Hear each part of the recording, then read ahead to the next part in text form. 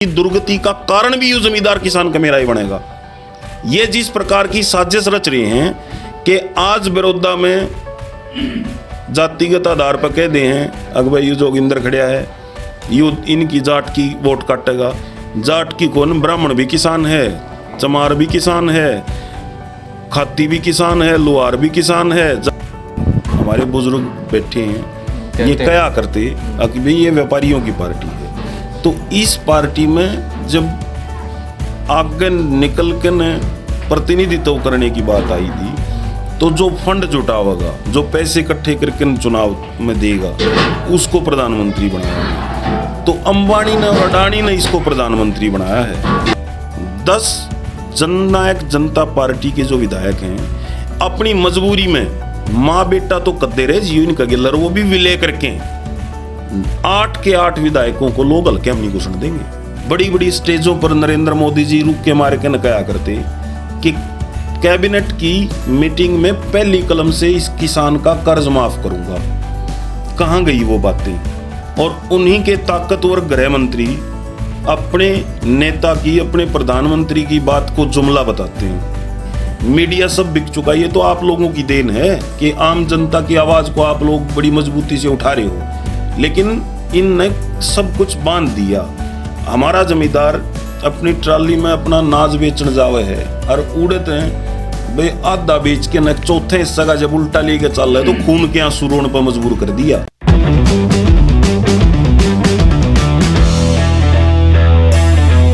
राम राम। नमस्कार जी। अभी किसान के बारे में बात चल रही थी तो मैं फील्ड में कई जगह गया तो मैंने एक चीज़ ऑब्जर्व करने को मिली।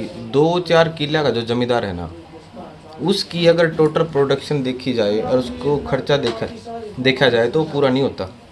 अगर उसके घर में एक डांगर नहीं है तो वो भूखा मर जाएगा, ऐसा लगता है। फिर तो ऐसा है जी, सरकारों की जो नीतियां थी वो सरकार की नीतियां, जमींदार आज जो हालात हैं इस प्रदेश के, पहले बड़े जमींदार होया करते और फसलों की जो हालत थी, आज जब भारतीय जनता पार्टी की 6 साल से इस प्रदेश में सरकार है, 2 किले तो छोड़ो आप, 20 किले का जमींदार भी उस जमीन धरती माता से सारे खर्च पुगा लिया करता। बाण बेटी की शादी है, बात है, कोतड़ी है, कि बेटियां की पढ़ाई है, कि बेटी की पढ़ाई है। लेकिन आज हालात ये है कि 20 किले जमींदार भी जमीन तय वो खर्च नहीं पुगा सकता, तो 2 किले कितना पुगा होगा। उसकी हालत इसी बना दी। कम से कम एक जमींदार ट्राली भर के ना अपनी फसल न लेकर मंडी में जाया करता, तो वो डर तो नहीं था उसको अगर भाई तेरी फसल बिकेगी कि नहीं बिकेगी। मंदी बिके थी, तेज बिके थी, वो तो इस ग्रामीण अंचल की जनता जाने है। लेकिन एक फसल को बेचे आदमी तो उसकी फसल निश्चिंत होकर नो मंडी में बेच तो सके, वो माहौल देना तो सरकार का काम है। वो माहौल भी नहीं दे रही। कहाँ गलती हो रही है सरकार से, सेंट्रल लेवल पे या स्टेट लेवल पे?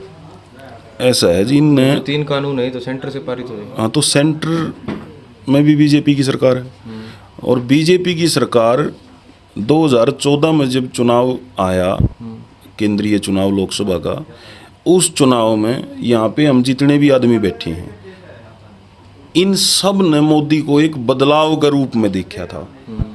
अगर भाई यू आदमी आवेगा और देश की हालत को बदलेगा। लेकिन मोदी ने युवाओं की नब्ज पर हाथ धर के एक ट्रेंड तरीके से युवा की नब्ज पकड़ ली, जमींदार की नब्ज पकड़ ली, कर्मचारी की नब्ज पकड़ ली। एक बदलाव के मैसेज के रूप में मोदी को लोगों ने चुना था। लेकिन आज क्या होया, भारतीय जनता पार्टी में जब प्रपोज या चुनने की बात आई थी कि वे प्रधानमंत्री कौन हो, तो प्रधानमंत्री या व्यापारियों की पार्टी रही है। हमारे बुजुर्ग बैठे हैं ये क्या करते कि भाई ये व्यापारियों की पार्टी है। तो इस पार्टी में जब आगे निकल के न प्रतिनिधित्व करने की बात आई थी तो जो फंड जुटावेगा, जो पैसे इकट्ठे करके चुनाव में देगा, उसको प्रधानमंत्री बनाया। तो अंबानी ने और अडानी ने इसको प्रधानमंत्री बनाया है। देश को तो ब्लैकमेल कर लिया। 2014 के चुनाव में आप झांक के देखोगे ना तो 3 आदमियों के कारण कांग्रेस की सरकार गई थी और भारतीय जनता पार्टी की मोदी की सरकार आई थी। कैग विनोद राय, झूठे आंकड़े, झूठे भ्रष्टाचार के किस्से देश की जनता के सामने रखे थे। कॉमनवेल्थ घोटाला, कोल घोटाला, 2G घोटाला, होया कि एक भी चीज़ हमारी माननीय न्यायपालिका में सिद्ध नहीं हुई, तो इसका मतलब झूठा प्रोपेगेंडा था। दूसरा, बाबा रामदेव जी ने कहा, आप बड़े अच्छे समझते हो इन चीज़ों को, रामदेव की बताइए। मैं यूथ पॉलिटिक्स में रहा हूँ, प्रदेश का महासचिव रहा हूँ, वाइस प्रेसिडेंट रहा हूँ। लोकदल की पाठशाला से राजनीति शुरू करी थी हमने, मैं इंचार्ज हूँ यहाँ। दूसरा बताइए मेरे को रामदेव के बारे में। रामदेव जी ने हमारी मीडिया हाउसेज में, डिबेट्स में खुला प्रचार कराया करते कि 35 रुपये लीटर पेट्रोल चाहिए, 100 रुपये लीटर चाहिए। स्वाभिमान संगठन के नाम पे हमारे युवाओं को, माताओं को, बहनों को ऐसा बरगला दिया कि देश को एक मैसेज देने में वो लोग कामयाब रहे कि कांग्रेस की सरकार रहेगी तो महंगाई बढ़ेगी और बीजेपी की सरकार आएगी तो आपको 15-15 लाख रुपए तो फ्री में मिल जाएंगे। तीसरा, अन्ना हजारे को हर एक पार्टी के लोगों ने एक कॉमन मान के कि भाई ये आदमी जन लोकपाल का मुद्दा लेके आए थे।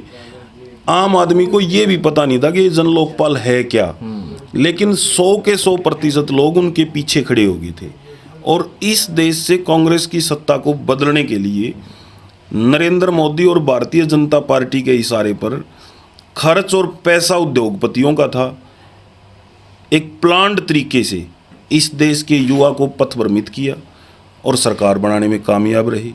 सरकार तो बना ली, हमारे लोकतांत्रिक इतिहास में भारत के तीसरा फैक्टर सबसे ताकतवर सरकार है ये। है, बिल्कुल है। 2019 की सरकार, 2019 की भी, 14 की भी, 14 से भी ताकतवर है, 19 ताकतवर, 19 की सबसे ताकतवर जी। तीसरा फैक्टर था कि जिस टाइम हमारे देश में माहौल ठीक था लेकिन उसको अराजकता में तब्दील कर दिया। हमारे देश में जिस प्रकार के हालात उस 2014 से पहले थे, चाहे वो कश्मीर के लगा लो, हालांकि इतनी बड़ी बातें करने का हमारा कोई मोटो नहीं है, लेकिन मैं केवल आपको मतलब एक रेफरल पॉइंट है कि उस टाइम जिन बातों को गलत बता के ये लोग सत्ता में आए थे, बड़ी बड़ी स्टेजों पर नरेंद्र मोदी जी रुक के मार के नकाया करते कि कैबिनेट की मीटिंग में पहली कलम से इस किसान का कर्ज माफ़ करूँगा। कहाँ गई वो बातें? और उन्हीं के ताकतवर गृह मंत्री अपने नेता की, अपने प्रधानमंत्री की बात को जुमला बताते हैं। तो आज भारतीय जनता पार्टी से सब लोग छक चुके, केवल वो लोग इनके साथ खड़े हैं जो शर्मिंदा होके भाई वो इतने दीवानगी में, इतने पागलपन में इनके साथ चले गए थे, वापिस आए, उनका हम स्वागत करते हैं। जो नहीं आए हैं वो जूता पिट के आएंगे, क्योंकि प्रादेशिक स्तर पे हरियाणा की देख लो, हरियाणा में ऐसा कोई भी समुदाय, ऐसा कोई भी वर्ग, चाहे वो कर्मचारी है, चाहे दलित है, चाहे व्यापारी है, छोटा व्यापारी है, चाहे कोई युवा है, हर आदमी को इन लोगों ने रोड के ऊपर भगा भगा के पीटा है। 2019 में कैसे आ गए फिर ये? 2019 में, 2014 में जो सरकार बनाई थी उस टाइम ये एक मैसेज देने में कामयाब रहे कि इस व्यवस्था को परिवर्तन के लिए हमें थोड़ा सा समय चाहिए। मतलब थोड़ा दर्द तो होगा थोड़ा सा वो। हाँ, वो जो कड़वी खुराक प्याण की बात थी, वह कड़वी खुराक के लिए इन लोगों ने टाइम मांगा था और देश ने इनको आज 5 साल की पुरानी सत्ता और 5 साल की ताज़ी भी दे दी। जो किसान के लिए ये 3 काले कानून इन लोगों ने बनाए हैं, इन काले कानूनों में क्या है हमारे ज़मींदार को, पढ़े लिखे हमारे युवा को भी नहीं पता है कि भाई इनमें है क्या, क्योंकि मीडिया सब बिक चुका है। ये तो आप लोगों की देन है कि आम जनता की आवाज़ को आप लोग बड़ी मजबूती से उठा रहे हो, लेकिन इनने सब कुछ बांध दिया। हमारा जमींदार अपनी ट्राली में अपना नाज बेचने जावे है और उड़ते हैं भाई आधा बेच के न चौथे हिस्सा का जब उल्टा लेके चल रहा है तो खून के आंसू रोने पर मजबूर कर दिया। कॉन्ट्रैक्ट फार्मिंग में मुजारे बन के रह जाओगे इस प्रदेश के किसान।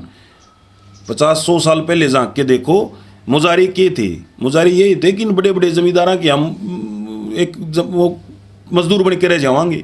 रही तीसरी बात, हम बड़े लोग हाँ हरियाणा के, मारे लोगों ने चोरी देवीलाल भी कहा कर दे कि इस जमींदार को बकाया जा सके है, समझाया नहीं जा सकता।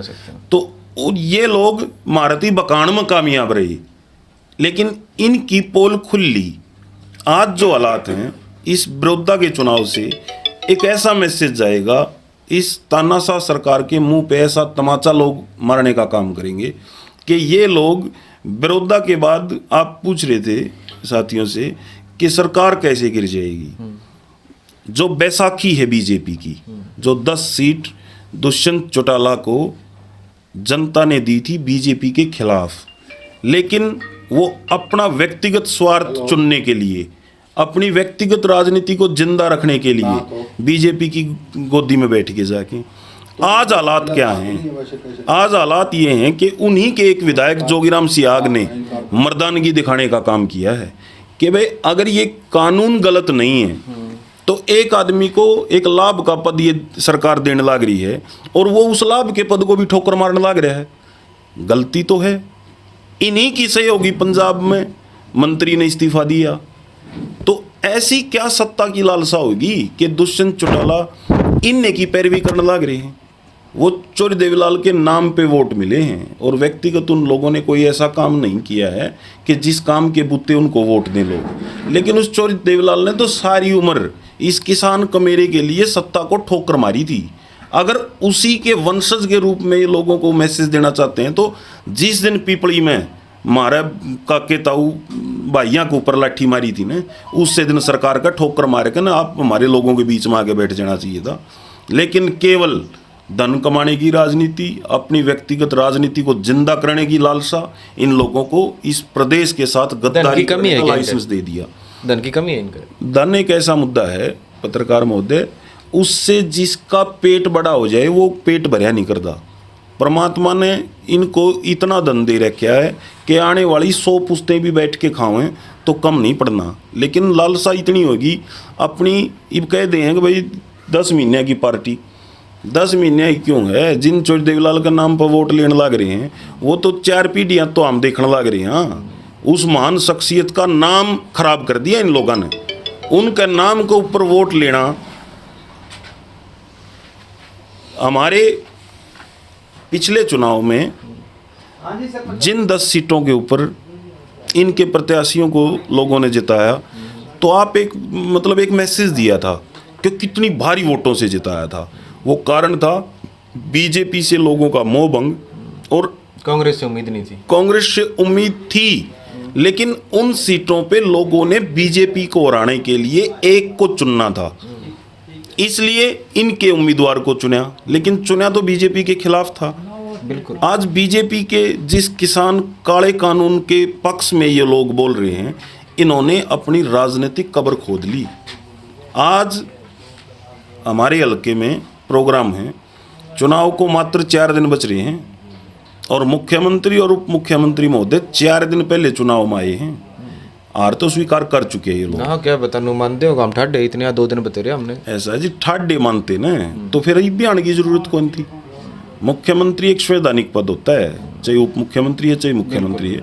अगर इतनी मरोड़ है ना तो फिर न्यूट्रल रहो, मुख्यमंत्री रहो, मुख्यमंत्री रहो, पार्टी के कार्यकर्ता क्यों बनो? फिर अगर मरोड़ तो काट दी भाई सब लोगों ने, इनकी मरोड़ तो इसी काट दी। जो चुनाव का नतीजा 10 तारीख को आएगा ना, ये आप लिख लियो हमारी बात कि 50,000 वोटों से जीतेगा कांग्रेस का चौधरी भूपेंद्र सिंह हुड्डा का कैंडिडेट, क्योंकि सत्ता के पास इतनी मशीनरी है। आज आप आंकड़े इकट्ठे करोगे ना, हमारे बड़ौदा कॉन्स्टिट्यूएंसी के जितने भी कर्मचारी हैं उनको छुट्टी दे के न ब्लैकमेल कराया जाने लग रहा है कि अगर परिवार की वोट नहीं दिलवा पाए तो आगे नौकरी करना सिखा देंगे। जिन कर्मचारियों की यहाँ पे ड्यूटी है उन पे, चाहे हमारे ये कोरोना की वजह से बुजुर्गों की वोट डालने की बात है, रोज की रोज हल्कम लोग पकड़े जाने लग रहे हैं फर्जी मतदान करवाते हुए। तो इनकी हालत ऐसी है, इतनी पतली हालत है कल मुख्यमंत्री की कथूरे में फर्जी रैली थी। मतदान करवाते हो, मतलब मतदान कहाँ हो रहा है अभी? मतदान जो 80 साल के बुजुर्ग हैं, अच्छा, उनका उन लोगों के जो 5,000 के आसपास घर से वोट लेके जाने थे, वो टोटल फर्जीवाड़ा चल रहा है। और हम तो केवल एक मैसेज दे रहे हैं कि कथूरा में मुख्यमंत्री की रैली हुई है, और कथूरे की रैली तो आप लोगों का हम एहसानमंद हाँ कि सच्चाई को दिखा देते हो। कल इनकी सच्चाई सामने आई कि हरियाणा के उन एरिया से लोग आए हैं कि साथ लगते हम, चलो मैं सफीदों से हूँ, हमारी तो रिश्तेदारियां भी हैं, लिहाज भी हैं, भिवानी, महेंद्रगढ़ और यमुनानगर से लोग बुला रखे थे भाई, जिनकी रिश्तेदारियां भी नहीं होनी, और केवल कोरोना के नाम पे जमींदार का तो कमड़ी मारे हैं, लठ मारे हैं, और कोरोना के होते हुए अपनी रैली को कामयाब दिखाने के लिए इस तरह का ड्रामा करने लग रहे हैं। एक बात तो बताओ, ये बड़े बड़े राजनीतिक दल हैं जो उनके कैंडिडेट हैं, उनके गलत कई कई गाड़ी चल रहे हैं, 2-4 नहीं, कम से कम 50-60 100 भी गाड़ी हो ले जी, जब भी ये कहीं गांव में घूमया करें। तो मैं ये जानना चाह रहा हूँ, जहाँ ये संबोधन के लिए जाओ हैं, लोगों से मिलने जाओ हैं, ये तो अपने उन लोगों ने केले ठाए फिर जाओ हैं, उनने वही बात बताओ, फिर बैठा लें, फिर डटे, फिर बता लें, क्या चक्कर है, क्या कारण? ये बिल्कुल वाजिब क्वेश्चन है आपका। आप एक चीज़ देखो, आप लगातार चुनाव में हैं पिछले कई दिनों से, आपकी चीज़ें बातें हम सुनते देखते भी हैं। भारतीय जनता पार्टी के जो नेता बड़ौदा में चुनाव प्रचार पे पहले दिन से शुरू हुए थे ना, तो 200 से कम पुलिस के मुलाजिम नहीं हैं इनके साथ, 200 से ऊपर तो पुलिस वाले लेके चलने पड़ रहे हैं। क्यों? एक जगह भी ऐसी बता दो ना जहाँ पे इनका विरोध ना होया हो। कल मुख्यमंत्री का भी विरोध होया जागसी में। क्यों? अगर लोग खुश हैं, दीपेंद्र हुड्डा, भूपेंद्र सिंह हुड्डा भी चुनाव प्रचार करने लग रहे हैं, हम उनके कार्यकर्ता हैं, स्पष्ट सी बात भाई, चुनाव इंचार्जेज हैं, तो हमें भी एक स्पष्ट मैसेज है कि जहाँ पे जिसकी जिम्मेवारियाँ हैं, इंडिविजुअल हम जाएंगे, हमारे साथ अमला समला नहीं होगा। जागसी में आगे, खेड़ी में आगे, गंगाना में आगे, तो गंगाना के ग्रामीण 36 बिरादरी के लोग उनके साथ खड़े हैं और वो जान भी लाग रहे हैं। लेकिन ईसापुर खेड़ी का आदमी उनके साथ किसी दूसरी जगह पे नहीं जान लग रहा, ना उनके कोई चहेते, उनके परमानेंट कोई साथी हैं।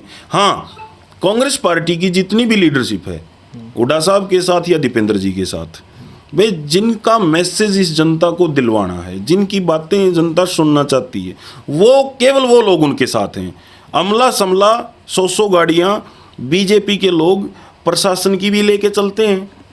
आप परसों होते तो देखते, जिले का कप्तान पुलिस का, जिले का डीसी, जब ओम प्रकाश धनखड़ प्रचार पे था, तो मतलब सारी मशीनरी का दुरुपयोग इनने गजब में है कि भाई चुनाव आयोग कहाँ है, जहाँ पे इलेक्शन कमीशन प्रदेश में केवल मात्र एक चुनाव है अपने, तो भाई कोई आम चुनाव नहीं है ये, उसमें भी सारा प्रशासन साथ लेकर लोगों को बरगलाने लग रहे हैं। एक आदमी इनका विरोध करने लग रहा है और उस आदमी को मैनेज करने के लिए खुल के न रुक के मारे हैं। अब तेरा काम बता, ले तेरा काम, वह डुगडुगी 6 साल तक सरकार है इनकी, जैसे ये काम करनी थे तो 6 साल पहले क्यों नहीं करे इन लोगों के, ई भी ये ढोंग करने लग रहे, जुन से ये फीते काटने लग रहे हैं ना। ये 11 तारीख ना सारा अमला समला बटला करके ना लिकड़ जाएंगे अड़ते। काम तो वही लोग करेंगे जिनको काम करने की आदत है। ये लोग इस सत्ता की बैसाखी को लोग गम नहीं घुसने देंगे। जब मुख्यमंत्री नहीं बढ़ने दे रहे लोग, तो एमएलएज की तो ताकत की है। 10 जननायक जनता पार्टी के जो विधायक हैं, अपनी मजबूरी में माँ बेटा तो कद्दे रहे जियो इनका गिल्लर, वो भी विलय करके 8 के 8 विधायकों को लोग हल्के हम नहीं घुसने देंगे। बीजेपी के जितने एमएलएज हैं लोग घुसने नहीं देंगे। एक ऐसा माहौल इस प्रदेश में बनने जा रहा है कि 10 तारीख को बड़ौदा एक ऐसा मैसेज देगा कि 11 तारीख तक इस प्रदेश के जितने भी विधायक हैं जो ताकत में हैं, सत्ता में हैं, उन विधायकों को अपनी विधायकी बचानी है कि अपनी राजनीति बचानी है ना, तो उन लोगों को जमींदार के साथ, किसान के साथ, कमेरे के साथ खड़ा होना पड़ेगा। अगर नहीं खड़े हुए, हो सकता है इनकी सरकार जय दिन चल वो माल कमा लेंगे, लेकिन ताउम्र का बट्टा लगेगा। ताउम्र जिन लोगों के वोट का दम पे वो आज चंडीगढ़ बैठे हैं ना, उन लोगों की जूत का शिकार हो गएंगे। कोई और अच्छा है विधानसभा में? कोई और जैसे कि अगर नेताओं की बात करा तो बोलने वाला, काम करने वाला, सरकार के खिलाफ बोलने वाला, जैसे आपकी पार्टी का नाम आता है, तो कौन से ऐसे नेता है जिनसे ये उम्मीद है कि हाँ भाई हमारी, देखो सब ऐसे नहीं होते कि वो एक, वहाँ भी तो लीडर चाहिए होता है ना, और कुछ ही लीडर होते हैं उनके अंदर से। आपकी पार्टी के अंदर मजबूत नेता कौन से है जो आगे भविष्य में हरियाणा की राजनीति में चल सकते हैं? हमारी पार्टी में आज फिलहाल जिस हालात में प्रदेश खड़ा है, अगर उम्मीद की बात करी जाए तो भूपेंद्र सिंह हुड्डा जी से लोग उम्मीद भी करते हैं और उनके साथ भी खड़े हैं। और रही भविष्य की, भविष्य में दीपेंद्र एक ऐसे विकल्प के रूप में सामने आए हैं। ये बात क्यों होती है कि पिता पुत्र? एक मिनट, मुझे पता था आप यही क्वेश्चन करेंगे।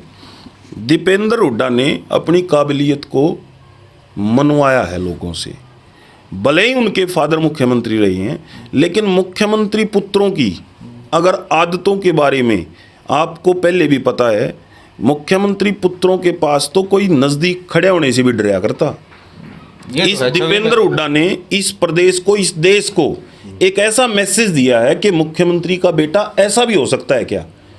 मुख्यमंत्री का बेटा सारे बैठ कर रोटी खाने लग रहे हो ना, उसकी थाली में थे एक दलित का बेटा रोटी ठा के खास के है। ये चीज़ दीपेंद्र हुड्डा ने सिखाई है लोगों को।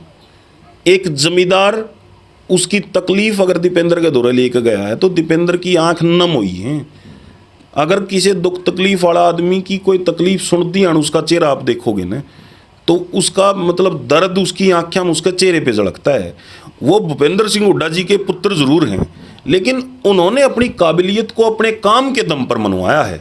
और इसीलिए कोई ये नहीं है कि भूपेंद्र सिंह हुड्डा जी के कारण आज प्रदेश में, अगर भविष्य की बात की जाए तो मैं नो डाउट इस सत्ता में आने से पहले एक ही मैसेज था लोगों के बीच में कि दुष्यंत चौटाला और दीपेंद्र हुड्डा इस देश की युवा पीढ़ी को राजनीतिक दिशा देंगे और बड़े अच्छे से प्रदेश को चलाने की इनमें काबिलियत है। लेकिन दीपेंद्र तो लोगों के बीच में आया जब था, जब वो मुख्यमंत्री का बेटा बन लिया। जब हुड्डा साहब मुख्यमंत्री बने, वो तो लोग अमेरिका था आया जब था।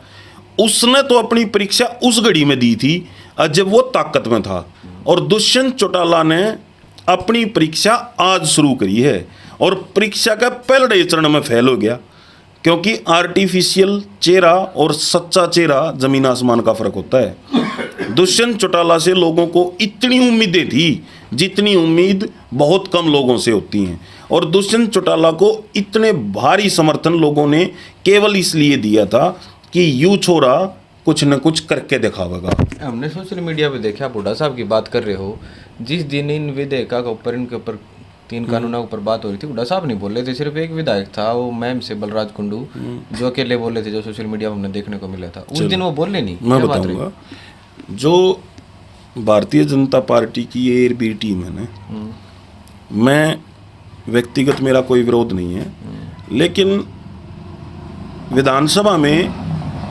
अगर इस बीमारी का जो टीम चल रहा ना, इस बीमारी के दौरान अगर किसी ने राजनीति नहीं करी, आप अपने विवेक से फैसला लें, तो वो केवल हुड्डा परिवार है। नहीं, राजनीति में है तो राजनीति तो देखो बात ये है ना, ये देश सत्ता आती है, राजनीति होती है, सरकार बनती है, सरकार देश को चलाती है, तो राजनीति तो होगी। राजनीति कहाँ नहीं होती, छोटी छोटी चीज़ों में राजनीति होती है। चाहे वो किसी, आप बोल रहे थे ना, दलित अगर रोटी का टुकड़ा उठा के, वो भी राजनीति के ही बात है। अगर कोई बात चल पड़ी, राजनीति से मोटिवेटेड है। चलो, आपका कहना बिल्कुल वाजिब है, आपको सच ढूंढना है, मेरी औकात, मेरी शख्सियत ढूंढनी है, आप तो तरली आंडी का मारोगे। लेकिन एक सच में झूठ में जमीन आसमान का फर्क है। जिस दिन इस बिल को लेके, पहली बात तो इस बिल का हरियाणा विधानसभा का कोई हिसाब भी नहीं था। अगर उसका विरोध करना है ना, तो जनता के बीच में जाके ना करना पड़ेगा, और जनता इस सरकार को इतना मजबूर करे कि इनने इसमें बदले नहीं तो कम से कम MSP की गारंटी तो रिटर्न में देनी पड़ेगी। मतलब चौथा जो कानून जी रही, हुड्डा साहब ने जिस दिन से ये बीमारी चली है, बल्कि हम चाहते थे कि जिस टाइम मंडियां में उठान नहीं होने लग रहा था, गेहूं के दौरान की बात है, हमने कहा भी भाई हुड्डा साहब को, दीपेंद्र जी को एक बात कही कि आपको लोगों के बीच में इनकी तकलीफ के लिए आना चाहिए। तो एक ही बात थी कि एक समय आएगा जब लोग न्यू कहेंगे अब इनने इस बीमारी के टाइम में राजनीति नहीं करी। राजनीति, चलो राजनीतिक लोग हैं, राजनीति करते हैं। हुड्डा साहब करी तो ना सिरसा में उस दिन जब किसान इकट्ठे हो रहे थे, उसी दिन हाथरस जा रहे थे, ये मोटरसाइकिल पर गए थे। सही है। तो ये राजनीति वाली बात आ गई ना। लोग बोल रहे हैं कि भाई बात तो हुड्डा सरकार को क्यों ला रहे हैं कि जो जमींदार किसान है वो परेशान है, उनको वहां पहले खड़ा होना चाहिए था या वहां जाना चाहिए था। वहां वो पार्टी से मोटिवेटेड होके गए थे क्योंकि वो नेशनल मुद्दा था, वो टीवी चैनल चला रहे थे ना। अब वो वाला चला रहे थे हमारे जैसे छोटे मोटे। आपको मैं इस बात का भी जवाब दूंगा। एक बात देखो, आप हाथरस से पहले मैं एक बात बता दूं कि जो आने वाला विधानसभा का सेशन है ना, इन 3 काले कानूनों के खिलाफ चौधरी भूपेंद्र सिंह हुड्डा जी प्राइवेट बिल लेके आएंगे और इस सरकार के लोग या इस सरकार के सहयोगी सबकी औकात सामने आएगी। जो इसके पक्ष में खड़ा होगा या जो इसके विरोध में खड़ा होगा, मैसेज और राजनीति वहां से शुरू होगी। रही हाथरस की बात, कल निकिता तोमर हमारी बेटी, उसका मर्डर कर दिया गया फरीदाबाद बल्लभगढ़ में। राहुल गांधी नहीं आया। अगर चले जा हाथरस तो सत्ता में बैठे दलाल ये कहते हैं कि ये यहाँ पे राजनीति करना आ गई।